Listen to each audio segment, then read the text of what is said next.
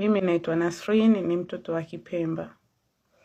Ujumbe huu umfikie kakaangu Haji Manara. Haji Manara kakaangu, ushahangaika sana na wanawake wa kila aina, lakini naonekana bahati yako au hujabahatika au Mungu hajakujalia. Kwa hiyo bahati yako na yangu inafanana. Unaonaje kakaangu ukaja kwangu ukanistiri na mimi nikakustiri, tukastiriana?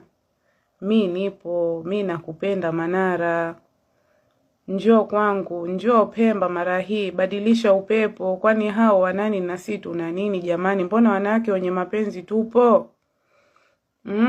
Hao wana mbili, sisi tuna moja jamani. Nyama ndo ile ile, ladha tu tofauti. Kwa hiyo Manara kakaangu, usihangaike ukazalilika huko, ukazalilishwa na wanawake jamani, wa mastaa hao. Mimi nipo Manara, Haji Manara, ukipata hii mimi nipo, nakupenda na kutaka Manara. Mimi si wa gharama. Kijora tu cha 6,000 kinanitosha. Mimi najua kupika, najua kumhudumia mume, najua kulea watoto, najua majukumu yote kama mke. Wala sina gharama. Mahari yangu hayavuki 2,000,000.